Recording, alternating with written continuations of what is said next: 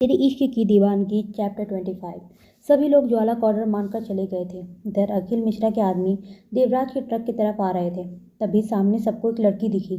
पहला आदमी बोला, यार सामने देख, क्या माल है। दूसरा बोला, लेकिन यार अभी वक्त नहीं है, हमें जाना है ज्वाला और उसके आदमी को रोकने। फिर तीसरा बोला, यार 15 ट्रक हैं, जब तक वो लोग कुछ करेंगे तब तक हम अपना काम निपटा कर पहुँच जाएंगे। और तभी सब लोग जिप्सी से उतरकर लड़की की तरफ बढ़ने लगे। लड़की का चेहरा तो अच्छे से दिखाई नहीं दे रहा था, क्योंकि उसने अपने सर पर दुपट्टा रखा था। फिर सब लोग लड़की के पास आए और बोले, तुम्हें कहीं जाना है तो हम छोड़ दें। लड़की सबकी नीयत को अच्छे से समझ रही थी। वो बोली, जी मैं चली जाऊंगी। इतना बोलकर वो थोड़ा तेज चलने लगी तो अखिल के आदमी जल्दी से उसके पीछे भागने लगे। लड़की बहुत तेज से भाग रही थी और तभी एक आदमी ने उसे पकड़ लिया और सब उसे उठाकर और अंधेरे में लेकर चले गए। लड़की जोर से चीख रही थी, लेकिन वो दरिंदे उसकी बात नहीं सुन रहे थे। तभी उसने एक को अपने घुटने से मारा और सबको धक्का देकर वहां से भागने लगी। अखिल मिश्रा के आदमी अपने जिप्सी में बैठकर उसका पीछा करने लगे। इधर राघव भी अपने आदमियों के साथ जिप्सी में आ रहा था। कुशल बोला, बॉस जब तक हम पहुंचेंगे तब तक अखिल के आदमी ज्वाला को पकड़ चुके होंगे, आप ज़्यादा टेंशन मत लो। राघव जो कि शान से जिप्सी में बैठा था वो बोला, मुझे कोई टेंशन नहीं हो रही है, लेकिन मन में पता नहीं क्यों जान आ रही है बार बार। ऐसा लग रहा है कि उसे मेरी ज़रूरत है, और फिर फ़ोन भी तो नहीं लग रहा उसका, टेंशन तो होगी ना। कुशल बोला, बॉस वो ठीक होंगी, आप टेंशन मत लो। और तभी राघव को सामने से एक लड़की भागती हुई दिखाई देती है। लड़की को देख के राघव बोला, कुशल स्टॉप द जिप्सी। कुशल बोला, बट बॉस हमें पहुंचना है। राघव ने जब ये सुना तो घूर के कुशल की तरफ देखा तो कुशल ने जिप्सी रोक दी और तभी लड़की जिप्सी के सामने आई, लेकिन जिप्सी की रोशनी की वजह से उसने अपना चेहरा ढक लिया था। लड़की को देखकर राघव को बेचैनी हो रही थी। लड़की के कपड़े फटे थे और उसके हाथों पर खरोच के निशान थे। राघव लड़की को देखने के लिए जिप्सी से उतरने लगा तो कुशल बोला, बॉस ऐसे नॉर्मल सी लड़की के लिए आप क्यों देख रहे हैं, जाने दीजिए, जो होगा उसके साथ होगा, और वैसे भी ऐसे मामले दिल्ली में होते रहते हैं। राघव गुस्से में कुशल की तरफ देख के बोला, तुम कुछ ज़्यादा नहीं बोलने लगे हो, देख रहा हूँ तुम्हें, तुम्हारी हिम्मत बढ़ती जा रही है, हर बात में टोकते हो। राघव की बात पर कुशल डर के सर झुका लेता है और राघव की जिप्सी से उतर के जाता है। लड़की भागते हुए आती है और राघव के ऊपर गिरने लगती है। राघव अचानक से लड़की को पकड़ लेता है और फिर लड़की वहीं बेहोश हो जाती है। राघव लड़की का चेहरा देखने के लिए उसे अपने सीने से हटाता है। लड़की का चेहरा देखकर राघव के तो होश ही उड़ जाते हैं और उसकी आंखों में अंगारे दहकने लगती है, क्योंकि वो लड़की कोई और नहीं, जानवी थी। राघव जानवी की गाल पर हाथ रख के बोला, जान आंखें खोलो, खोलो ना जान, क्या हुआ तुम्हें, किसने तुम्हारी ये हालत की, बोलो, मैं उसे जिंदा नहीं छोड़ूंगा। लेकिन जानवी तो बेहोश थी, लेकिन बेहोशी की हालत में वो बोली, मुझे बचा लो, मुझे राघव सर के पास पहुंचा दो, वो मुझे बचा लेंगे। राघव की आंखों में गुस्से के साथ साथ आंसू भी आ गए थे। वो बोला, जान तुम अपने राघव सर के पास ही हो, डोंट वरी, कुछ नहीं होगा तुम्हें। तभी अखिल के आदमी अपनी जिप्सी में आ रहे थे और राघव के पास जानवी को देख के बोले, साहब बहुत अच्छा माल है, लेकिन हमने पहले देखा है तो हम ही पहले लेंगे। आदमी की बात सुनकर राघव ने अपनी लाल आंखों से उनकी तरफ देखा। राघव की ऐसी आंखों को देखकर तो कोई भी डर जाता। वो बोला, तुम सब ने मेरी जान की ऐसी हालत की है, तुम्हें अंदाजा भी नहीं है कि तुमने राघव के गुरूर को हाथ लगाया है, राघव की आत्मा पर चोट पहुंचाई है, अब तुम्हें इसका खामियाजा भुगतना पड़ेगा। इतना बोलकर राघव ने अपनी पिस्तौल निकाली और बोला, आज के बाद तुम सब किसी भी लड़के को हाथ लगाने लायक नहीं बचोगे। एक हाथ से राघव ने जानवी को अपने से लगाए हुए था और एक हाथ से राघव अखिल के सारे आदमियों पर गोली चला रहा था। अखिल के आदमियों ने देखा कि राघव पर खून सवार है तो बचे हुए आदमी भागते हुए बोले, तुमने अखिल से दुश्मनी कर ली है और वो तुम्हें छोड़ेगा नहीं, देवराज जी को अब क्या जवाब दोगे।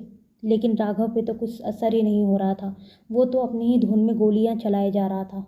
वो ये भूल चुका था कि जिसे वो गुस्से में मार रहा है वो सब उसके डैड के सबसे अच्छे दोस्त के आदमी हैं। कुछ आदमी मारे गए थे, लेकिन 2 आदमी भाग गए। जब बचे हुए आदमी भाग गए तो राघव कुशल की तरफ देख के बोला, मुझे ये दोनों भी चाहिए, मेरी जान को हाथ लगाने वालों में से कोई भी जिंदा नहीं बचना चाहिए। कुशल बोला, बॉस आपने अखिल से दुश्मनी ले ली है, जो देवराज सर के सबसे अच्छे दोस्त हैं, और वो देवराज सर के बहुत ज़रूरी हैं, आपको पता है ना। राघव जानवी को अपनी बाहों में उठाए ही बोला, मेरे लिए सबसे ज़रूरी मेरी जान है। कुशल फिर बोला, लेकिन बॉस ट्रक का क्या, और ज्वाला को भी तो पकड़ना है। राघव एरोगेंट स्टाइल में बोला, जितना बोला है उतना करो, मेरे लिए मेरी जान ज़्यादा ज़रूरी है, तो अभी जाओ और बचे हुए आदमी को पकड़ो, ज्वाला को फिर किसी दिन पकड़ लेंगे, कब तक भागेगा साला। और बात रही ट्रक की तो सिर्फ 500 करोड़ का माल है, जो कि मेरी जान के पैरों के बराबर भी नहीं। और हाँ, मैं जा रहा हूँ जान को लेके फार्म हाउस, तो तुम वहीं आदमी को ले आना। इतना बोलकर राघव जानवी को जिप्सी में लेकर बैठ जाता है और एक आदमी से कहता है, फार्म हाउस ले चलो। राघव के कहने पर वो आदमी फार्म हाउस की तरफ जिप्सी घुमा लेता है। राघव जानवी को अपनी गोद में लिए हुए बैठा था और जानवी को ऐसे सीने से लगाए हुए था जैसे कि जानवी को कोई उसे छीन लेगा। जानवी के चेहरे को अपने हाथ में भरते हुए राघव बोला, मैं क्यों नहीं था तुम्हारे साथ जब तुम्हें मेरी ज़रूरत थी यार। राघव को खुद पर गुस्सा आ रहा था और गुस्से में राघव ने अपना वो हाथ जिप्सी के रॉड पर मारा जिसमें चोट लगी थी, जिससे फिर से राघव के हाथ से खून निकलने लगा। फिर वो खुद से बोला, तुम्हारे पास नहीं था तो मुझे भी सज़ा मिलनी चाहिए। अब देखो मैं खुद को कैसे और क्या सज़ा देता हूँ। चैप्टर 26। राघव जानवी को अपनी गोद में लेके बैठा था और उसके हाथों से लगातार खून गिर रहा था, लेकिन राघव को तो जैसे कोई फ़र्क ही नहीं पड़ रहा था। राघव की आंखों में गुस्सा इतना बढ़ गया था कि वो खुद पर कंट्रोल नहीं कर पा रहा था। वो बोला, मेरी जान को टच किया है, मौत के लिए भी तरसोगे तुम सब, ऐसी हालत करूँगा तुम्हारी। और तभी राघव के कान में जानवी की आवाज़ आई।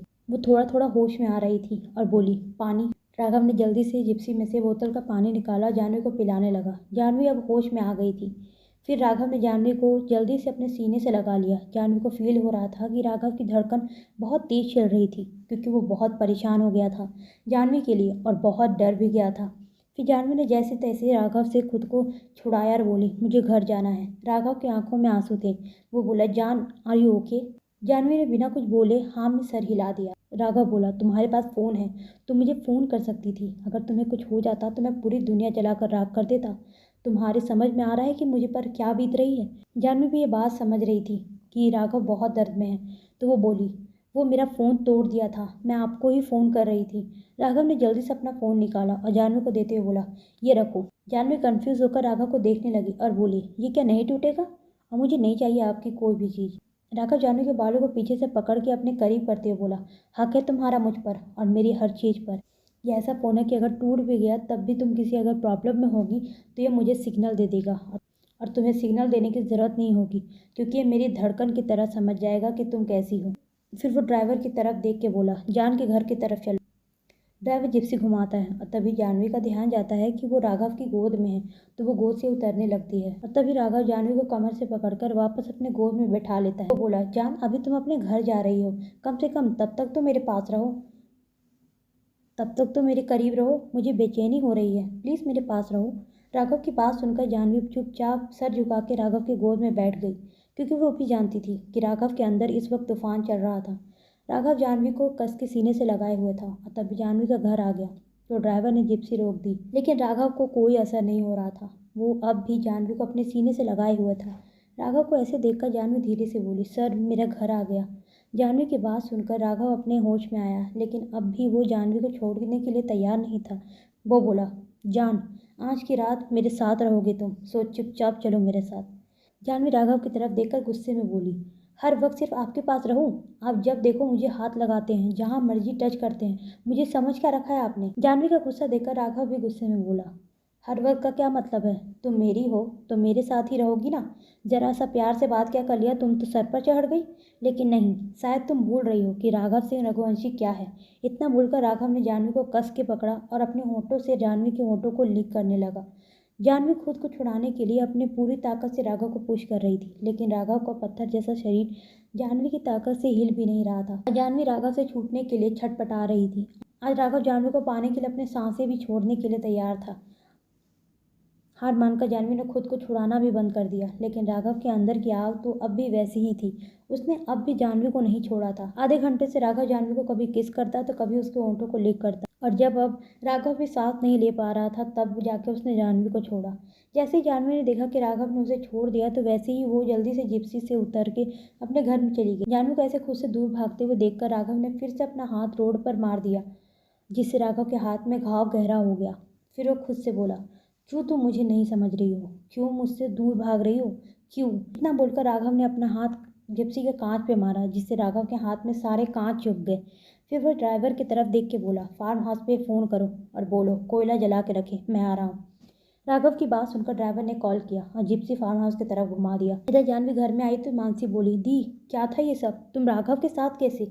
मानसी की बात सुनकर जानवी ने सारी बात मानसी को बता दी। मानसी शॉक्ड होते हुए बोली, वाह दी, तूने तो एक तीर से दो दो शिकार कर दी, और ये राघव बेवकूफ़ बन भी गया, मानना पड़ेगा। ये राघव सिंह रघुवंशी जिससे बड़ा बड़ा आदमी भी कांपता है और जिससे झूठ बोलना असंभव है, तूने उसे बेवकूफ़ बना दिया।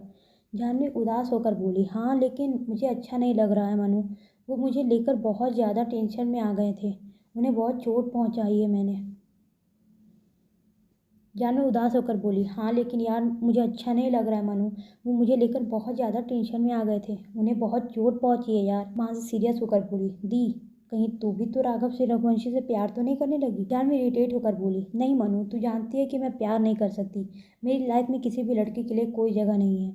मानसी बोली, ओके ओके, अब चले सो जाते हैं क्योंकि देवराज के ट्रक का काम तो तमाम हो ही गया है और राघव और ज्वाला का भी सामना नहीं हो पाया। दोनों जैसे ही सोने जा रही होती है कि जानवी के हाथ में राघव के फ़ोन पर एक वीडियो आता है। जानवी और मानसी वो वीडियो देखने लगती है। वीडियो देखकर दोनों के होश ही उड़ जाते हैं। मानसी बोली, दी क्या है ये सब? अब क्या करेगी तू? जानवी घबरा कर बोली, नहीं मनु, मैं अपनी वजह से किसी की जान खतरे में नहीं डाल सकती हूँ। मुझे जाना होगा मनु। मानसी बोली, दी वो पागल है, तू अपना ख्याल रखना, पता नहीं अब वो क्या करेगा। जानवी जाते हुए बोली, तू टेंशन मत ले, मैं अपना ख्याल रखूंगी, बस तू अपना ख्याल रखना। इतना बोलकर जानवी जल्दी से निकल जाती है।